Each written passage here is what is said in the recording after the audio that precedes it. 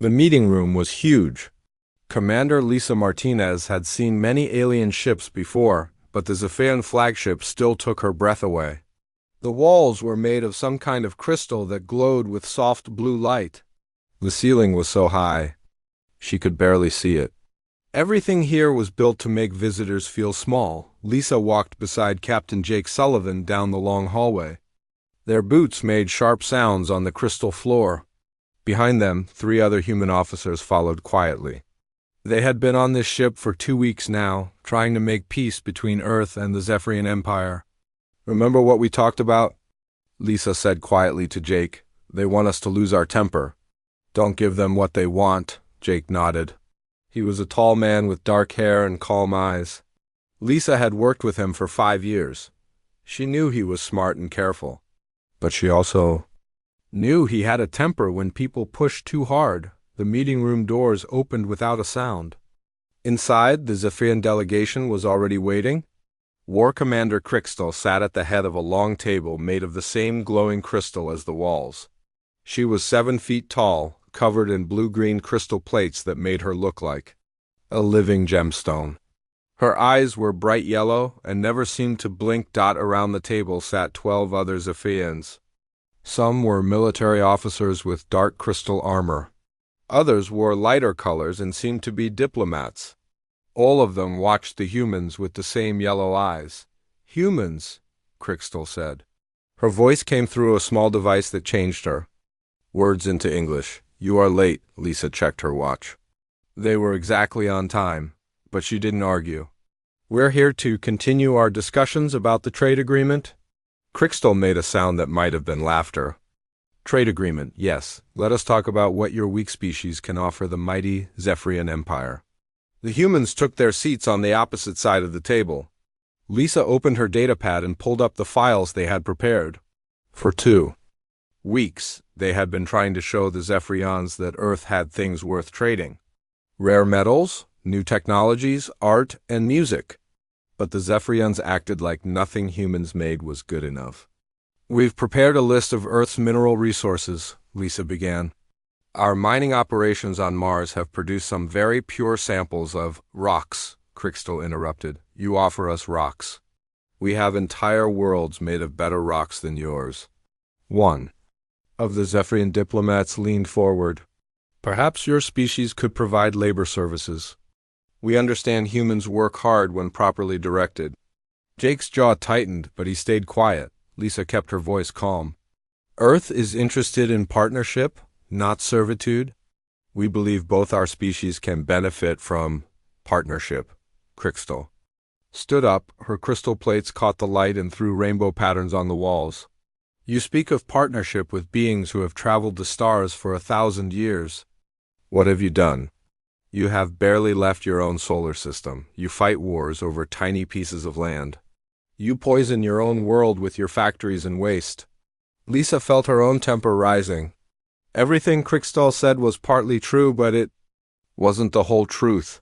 Humans had done amazing things in just the last 100 years. They had learned to work together, to solve problems, to survive in the harshest places. "We may be new to space," Lisa said, "but we learn fast. We've survived ice ages, plagues, wars, and disasters that would have destroyed weaker species. We adapt, we overcome, we don't give up." Crystal's yellow eyes gleamed. "Survive? You think survival makes you strong? Let me tell you what I see when I look at humans. I see soft-flesh creatures who cower behind metal shells. I see a species too weak to grow proper armor like ours. I see beings who need machines to do what we do with our own bodies." She walked around the table, her crystal feet clicking on the floor. "Your ships are slow and clumsy. Your weapons are primitive. Your bodies are fragile. You live for maybe 100 years while we live for 500. You need special suits just to visit our ship because you cannot breathe our air. Tell me, humans, what exactly makes you think you deserve to be our partners?" The room went quiet. The other Zephyrians watched with interest. Lisa could feel their eyes on her, waiting to see how she would respond to the insults. This was the moment Crystal had been building toward for 2 weeks.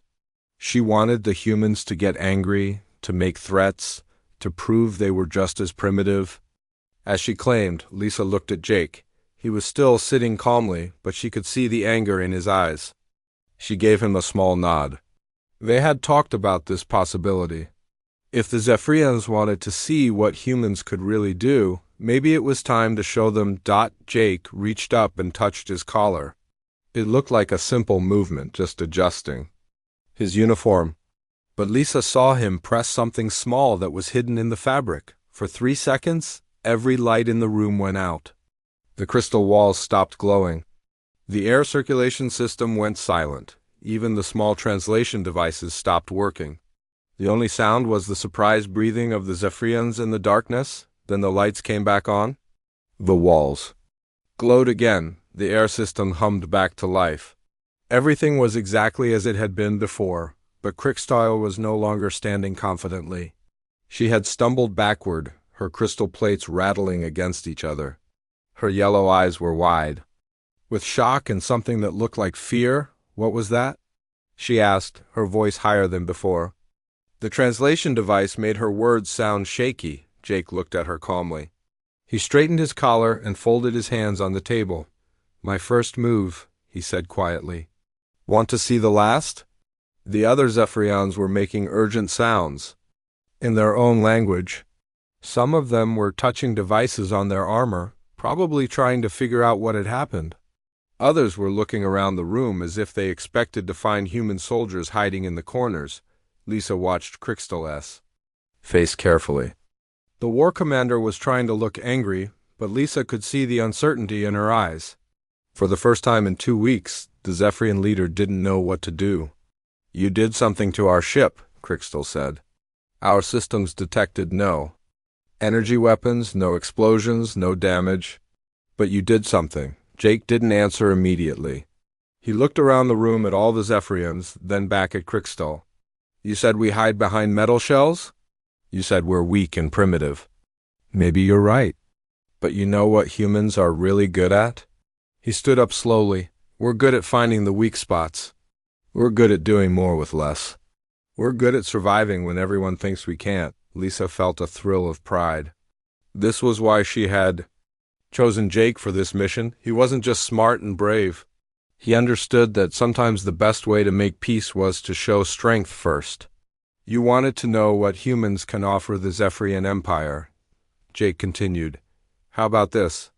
We can teach you that bigger isn't always better. Stronger isn't always smarter. And sometimes the most dangerous enemy is the one you underestimate."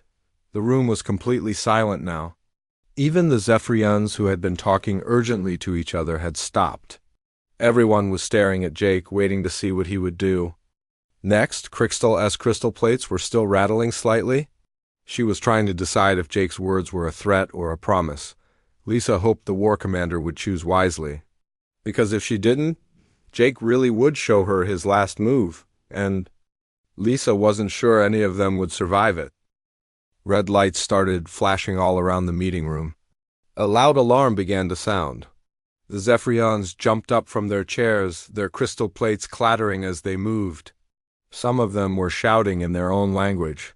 Others were pressing buttons on devices attached to their arms. Crystal was speaking rapidly into a communication device.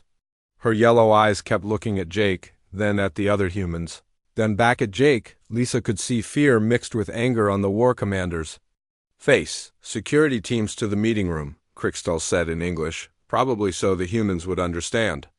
"We may have hostile forces aboard." Lisa stood up slowly. She kept her hands where everyone could see them. "War Commander, there are no hostile forces." Captain Sullivan simply demonstrated. "Silence," Crystal snapped. "Your people have attacked our ship. Our sensors show no weapons fire, no explosions, no energy signatures, but our power systems failed. That is impossible unless you have technology we do not know about." 6 Zephyrian guards ran into the room. They were bigger than the others, with darker crystal armor and weapons that glowed with blue energy. They pointed their weapons at the humans but didn't fire. They were waiting for orders. Jake hadn't moved from his spot beside the table.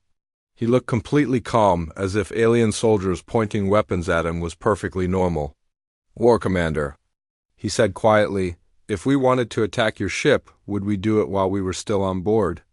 One of the Zephyrian diplomats was talking urgently to Crystal. Lisa caught a few words through the translation device. Systems normal, no damage detected, impossible readings ...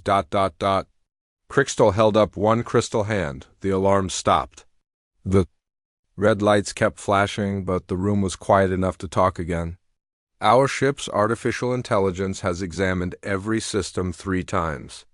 There is no damage. There are no foreign devices attached to our computers. There are no energy weapon signatures. But somehow, you made our power fail for exactly 3 seconds. That's right, Jake said. 3 seconds. Not enough time to do any real damage.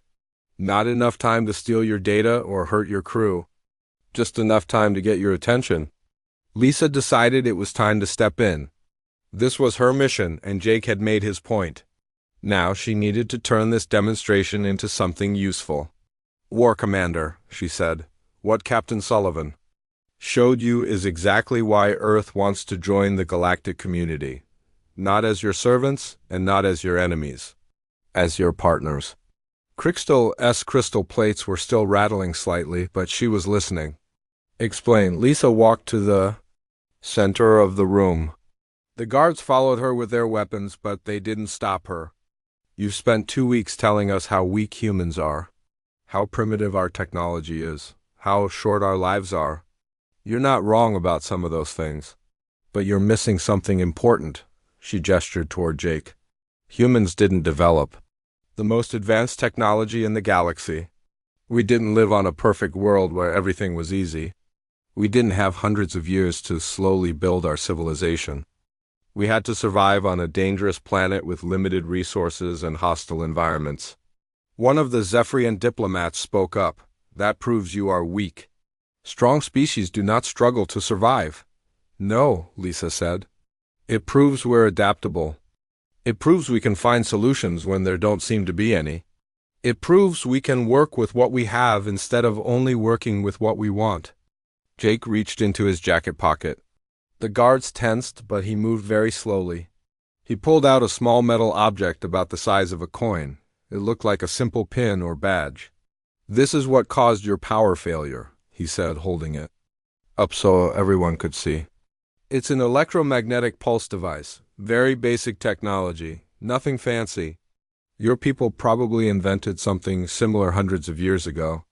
Crystal stared at the small device. That tiny thing disabled our systems? Just for 3 seconds, Jake said. And only the lights and air circulation. I didn't want to damage anything important. The pulse was very carefully controlled. But how did you get it on board? One of the Zephyrian military officers asked. We scanned all of you when you arrived. We checked every item you brought, Jake smiled. You scanned for weapons. You checked for communication devices. You looked for anything that might be dangerous. But you didn't think a simple collar pin could be a problem, he pointed to his uniform collar. This little device was part of my collar pin, made to look like a normal piece of metal.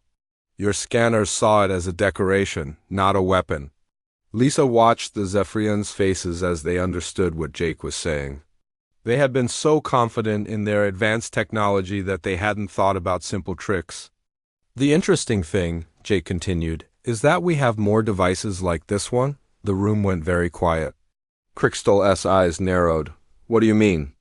I mean, Jake said calmly, that every human who came aboard your ship brought similar devices, hidden in our uniforms, our boots, our data pads. Nothing dangerous, nothing that would hurt anyone, but enough to show you that your security isn't as perfect as you thought. Lisa saw several of the Zephyrians reach for their scanning devices. They began pointing them at the humans, looking for hidden technology. You won't find them all, Jake said. We're good at hiding things. It's one of the skills you develop when you have to survive on a difficult world. Crystal was beginning to look angry again, but Lisa could see something else in her expression. Respect, the war commander, was starting to understand that humans were more dangerous than they looked. This is still an attack on our ship, Crystal sighed. You brought weapons aboard. No, Lisa said firmly. We brought demonstrations. There's a difference. If we wanted to attack you, we would have done real damage. If we wanted to hurt you, we wouldn't have warned you first. Captain Sullivan asked if you wanted to see his last move. That was giving you a choice. She walked closer to Crystal. The guards moved to block her, but the war commander waved them. Aside, for 2 weeks you've been testing us, Lisa continued.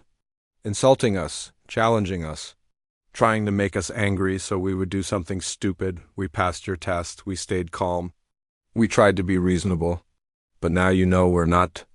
Helpless, Jake put the small device back in his pocket. The thing about humans is that we don't like to fight unless we have to. But when we do have to fight, we don't fight fair. We fight to win. One of the Zephyrian diplomats was talking quietly to Crystal. Lisa caught some of the words. Implications. Other human ships. ... Security review. Crystal held up her hand for silence. She looked at Lisa, then at Jake, then back at Lisa. You are saying that all humans are like this? That you all carry hidden weapons and know how to use them? We're saying that humans learn to survive, Lisa replied. We adapt to whatever situation we find ourselves in. We solve problems. We find ways to succeed even when the odds are against us. And we work together, Jake added. Every human on this ship knows what every other human is carrying. We planned this together. We prepared for different possibilities. If something had gone wrong, we all would have acted together. Lisa could see that this was making an impression on the Zephyrians. They were used to species that relied on individual strength or advanced technology. The idea of working together with simple tools was new to them. So what do you want from us? Crystal asked. What is your real purpose here? Lisa smiled. The same thing we said when we first contacted you. We want to trade. We want to learn. We want to explore the galaxy together. But we want to do it as equals, not as your servants or your enemies. The room was quiet for a long moment. Then Crystal began to laugh. It was a strange sound, like crystal bells ringing, but Lisa could tell it was genuine laughter. Equals, Crystal said. Yes, I think perhaps we have misjudged your species. Perhaps there is more to discuss than just mining rights and trade routes? She turned to her guards. Stand down. These humans are not prisoners. They are ... negotiators. Lisa felt relief wash over her. The gamble had worked. Jake's demonstration had been risky, but it had achieved what weeks of polite discussion couldn't. It had earned them respect, but she also knew this was just the beginning. Now the real negotiations would start. The meeting room had been quiet for almost an hour. Crystal and her advisors were talking in low voices in their own language. Sometimes they would look at the humans, then go back to their discussion. Lisa could tell they were trying to decide what to do next. Jake sat calmly in his chair, but Lisa knew him well enough to see he was alert. His eyes moved around the room, watching the guards, noting the exits, counting the weapons. He was always thinking 3 steps ahead. Finally, Crystal stood up. Her crystal plates caught the light as she moved. Humans, she said, you have shown us something unexpected. But you have also shown us that you cannot be trusted. You came to our ship carrying hidden weapons. Devices, Lisa corrected. Not weapons. The difference is not important, Crystal replied. You deceived us. You brought technology aboard our ship without permission. You disrupted our systems. These are acts of aggression. Lisa felt her heart sink. She had hoped that earning the Zephyrians' respect would lead to better negotiations.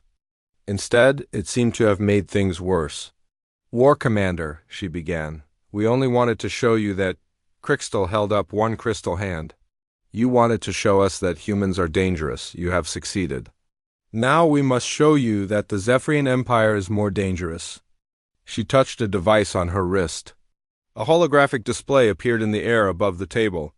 It showed the space around the Zephyrian flagship. Lisa could see her own ship, the UES Liberty, floating nearby. It looked small and old compared to the massive Zephyrian vessel. Watch, Crystal said. 3 new shapes appeared on the display. They were moving fast, coming from different directions. As they got closer, Lisa could see they were Zephyrian warships. Each one was twice the size of the Liberty. Their hulls were covered with weapon ports and shield generators. The Pride of Zephyr, the Crystal Blade, and the Star Crusher, Crystal announced. 3 of our most advanced warships. They will be here in 10 minutes. Lisa looked at Jake. He was studying the holographic display carefully, but his expression hadn't changed. If he was worried, he wasn't showing it. This is unnecessary, Lisa said. We're not your enemies. We came here to make peace. You came here carrying weapons, one of the Zephyrian military officers said. You disrupted our systems. You threatened us. Now you will see what happens when you threaten the Zephyrian Empire. The 3 warships moved into position around the Liberty. Lisa could see the human ship clearly now on the display.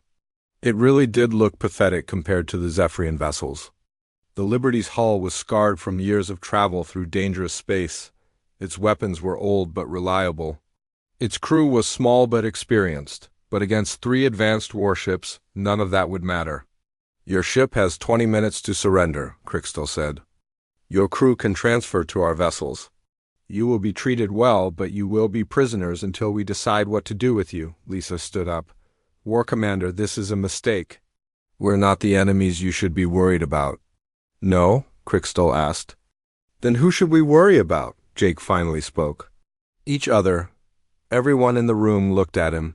He was still sitting calmly, but now he was smiling slightly. It was not a friendly smile. What do you mean? Crystal demanded. Jake stood up slowly. I mean that while you've been spending 2 weeks trying to prove how superior you are to humans, you haven't been paying attention to what's really happening in the galaxy. He walked to the holographic display. These are impressive ships. Very advanced, very powerful. But tell me, War Commander, how many species in the galaxy have ships like these? The Zephyrian Empire has the most advanced fleet in known space, Crystal said proudly. That's not what I asked, Jake replied. I asked how many other species have ships that could fight yours. Crystal's yellow eyes narrowed. Several. The Andorian Federation has a strong fleet. The Crystalline Collective has powerful ships. She stopped talking, as if she realized where Jake was going with this. That's right, Jake said. There are at least 6 species in this galaxy with fleets that could threaten yours. And how many of them are allies of the Zephyrian Empire? The room was quiet. Lisa began to understand what Jake was doing. This wasn't just about the immediate situation. This was about the bigger picture. None, Crystal admitted quietly. None, Jake repeated. You have the strongest military in the galaxy, but you have no real allies. Every other species sees you as a threat. Every other species is building up their own fleets to defend against you. You're surrounded by potential enemies. He gestured toward the display showing the 3 warships. So, when you found out that a new species had entered the galaxy, what did you do? You immediately started testing them, trying to prove your superiority, trying to make them submit to your authority. It is the natural order, one of the Zephyrian diplomats said. The strong rule the weak. Maybe, Jake said. But what happens when all the weak species decide to work together against the strong? 1. Lisa saw several of the Zephyrians exchange worried looks.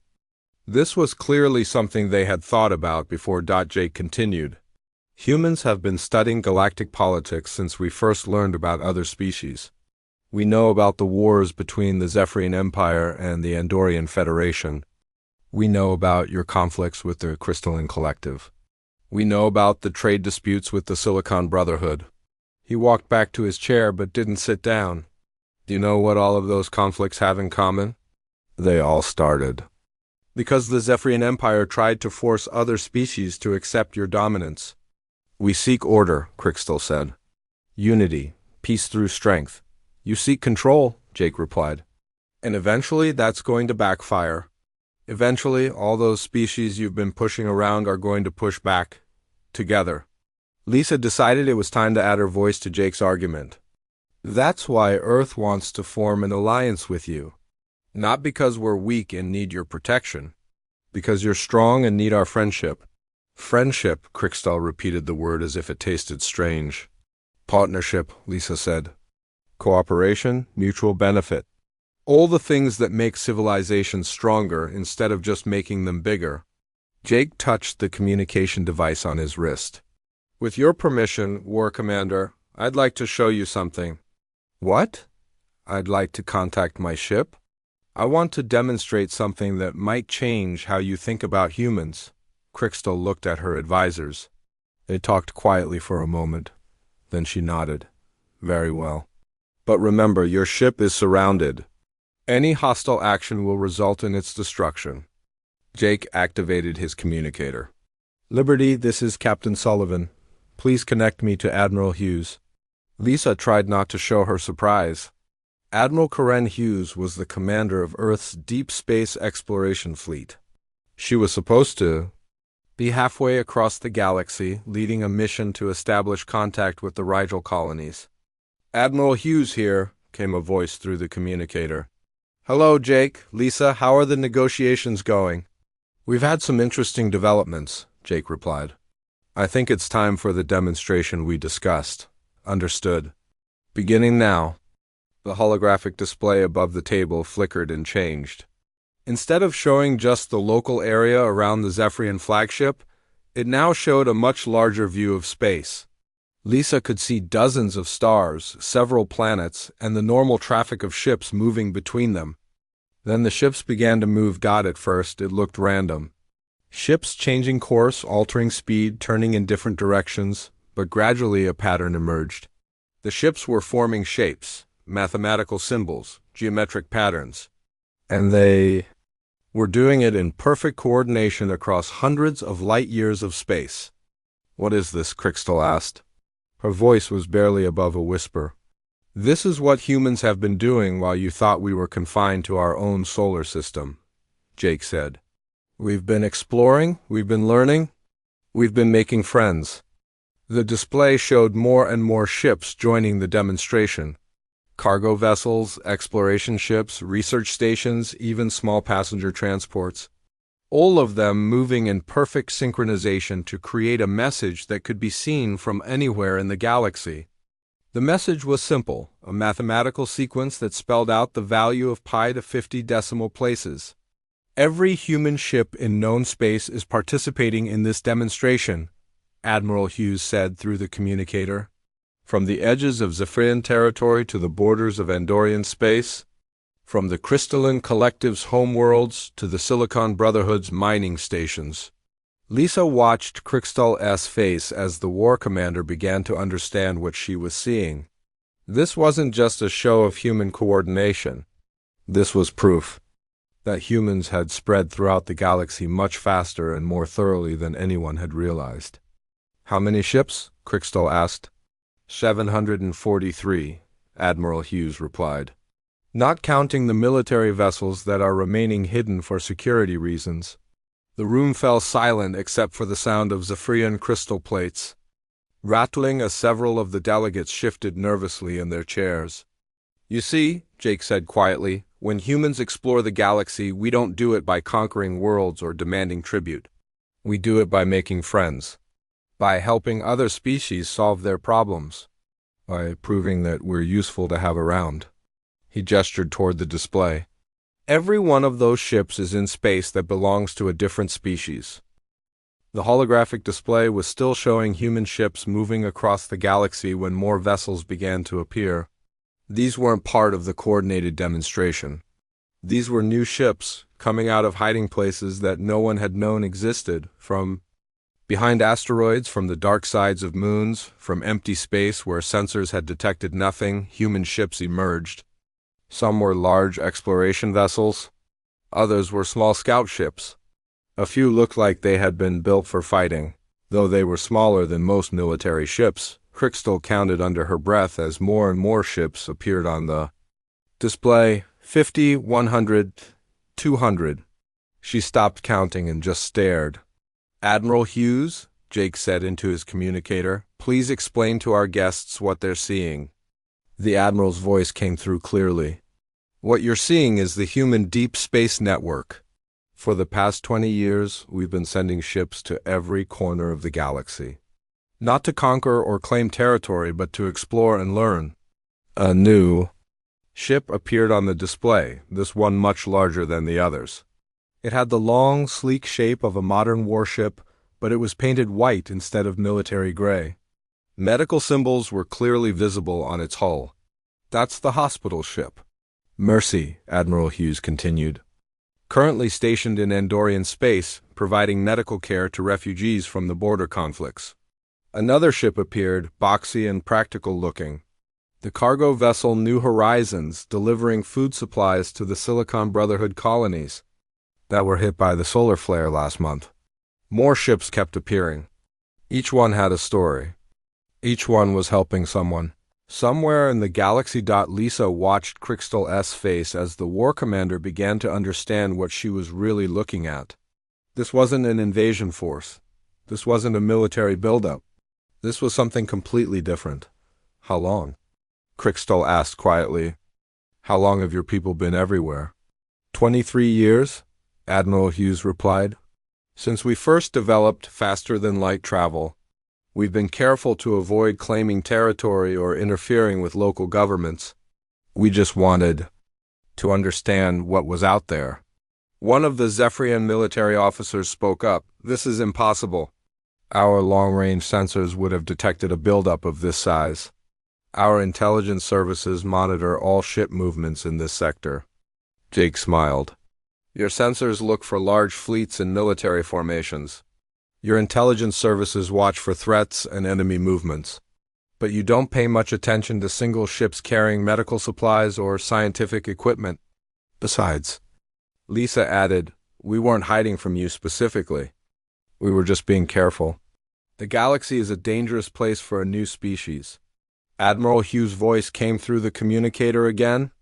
War Commander Crystal, if I may, I'd like to explain something that might concern you. Speak, Crystal said. Our ships have been monitoring communications throughout the galaxy. Not spying, just listening to public broadcasts and emergency channels. We've noticed something troubling. The holographic display changed to show a map of the galaxy with different colors marking different species, territories. Over the past 5 years, there have been increasing tensions between major powers.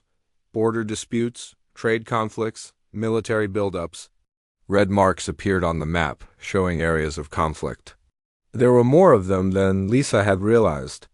The Andorian Federation is building new warships, Admiral Hughes continued. The Crystalline Collective has increased patrols along their borders. The Silicon Brotherhood is fortifying their mining stations. Everyone is preparing for war. That is not our concern, one of the Zephyrian diplomats said. The Zephyrian Empire is strong enough to defend itself against any threat. Against any single threat, yes, Admiral Hughes agreed. But what if they all work together? The display changed again, showing projected fleet movements.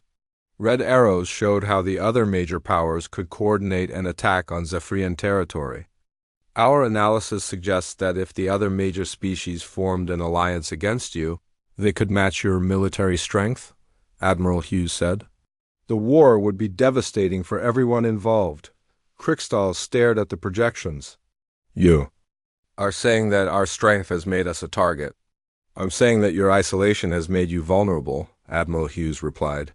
Strong enemies are dangerous, but strong enemies without allies are doomed. Lisa decided it was time to make their real point.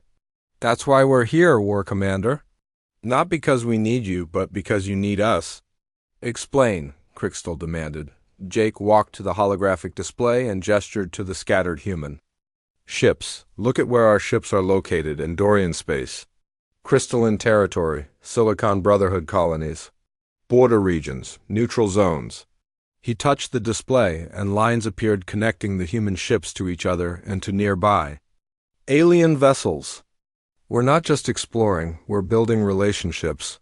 Making friends, earning trust. Every species we've contacted has benefited from working with us, Lisa said. We've shared medical knowledge with the Andorians. We've helped the Crystalline Collective improve their mining efficiency.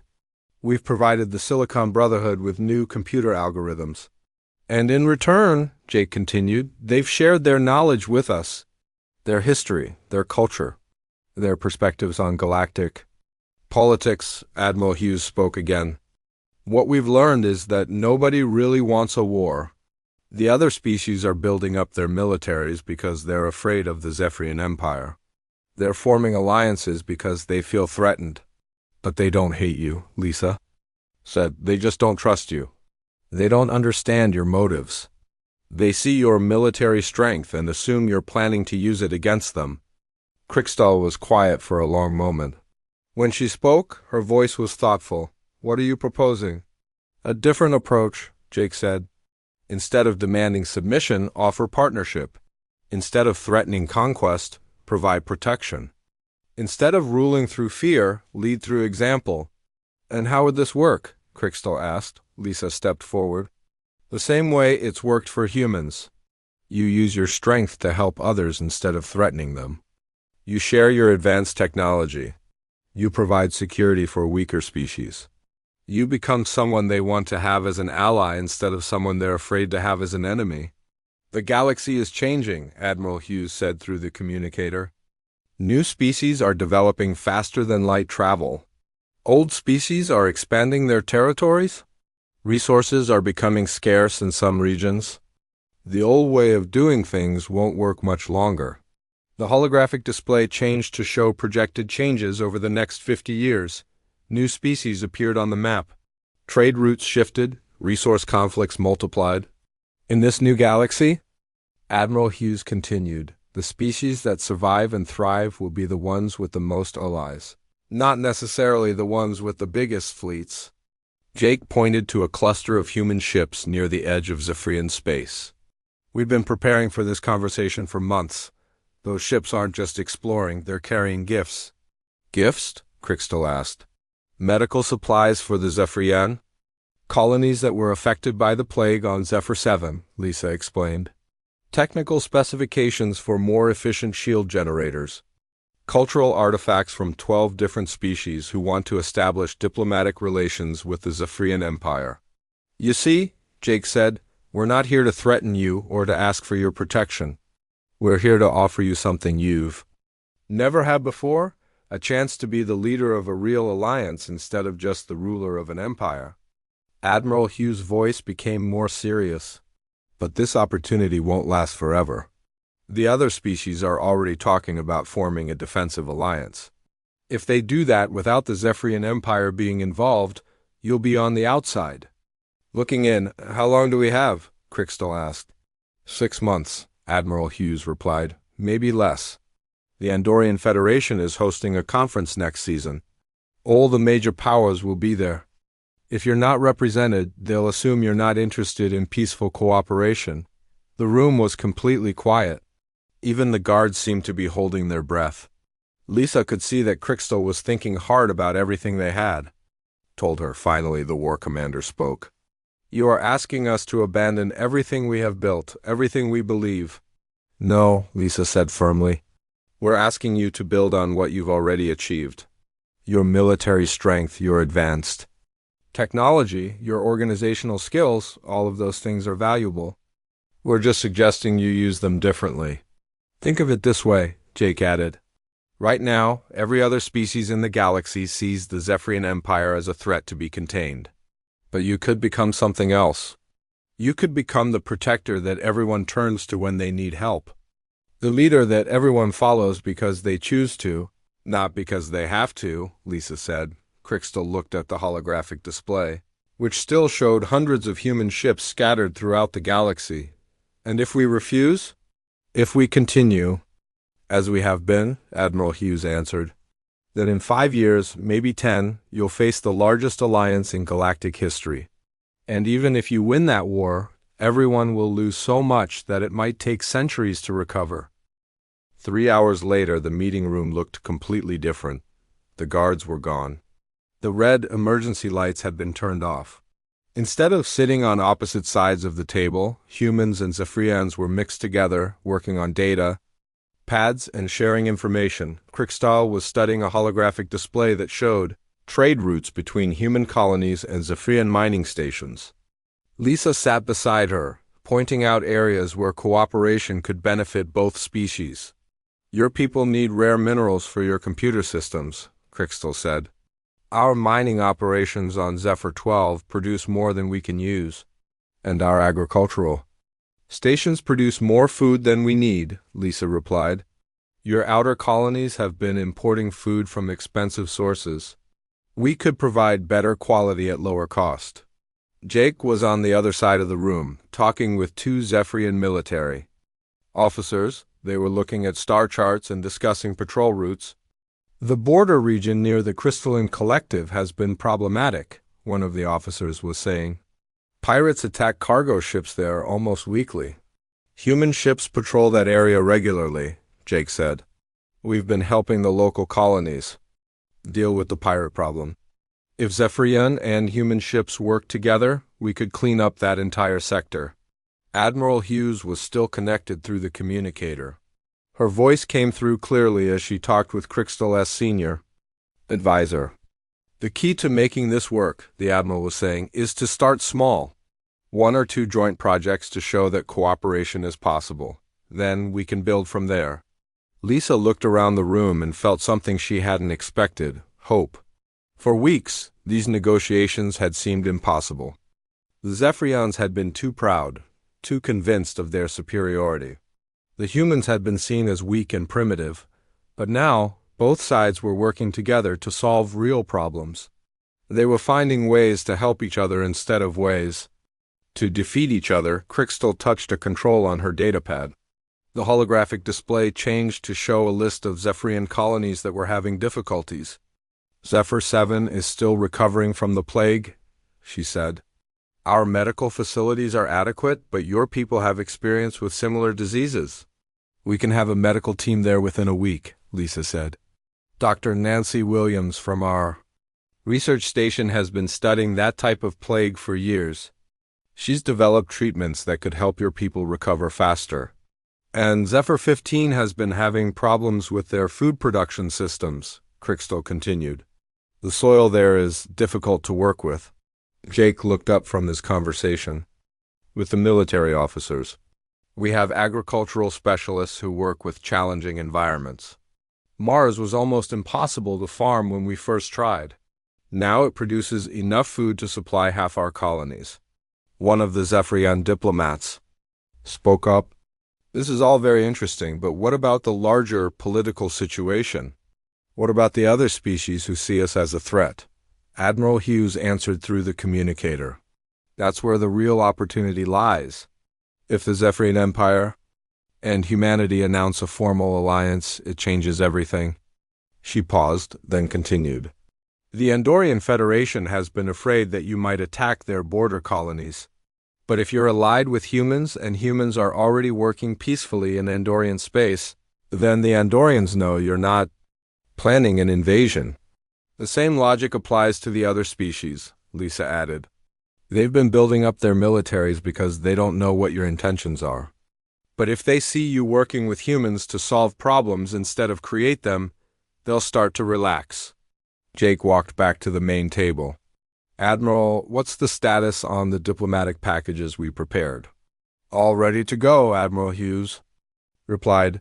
We have gifts and formal introduction materials prepared for 17 different species. If War Commander Crystal agrees, we can begin delivering them immediately. Crystal looked thoughtful. What kind of gifts? Nothing expensive or impressive, Lisa said. Just useful things, medical supplies for species that need them. Technical information that could help with their problems. Cultural items that show respect for their traditions. The goal isn't to impress them, Jake explained. It's to show them that the Zephyrian Empire is interested in being helpful, not threatening. Admiral Hughes spoke again. We've also been in contact with the organizers of the Andorian Diplomatic Conference.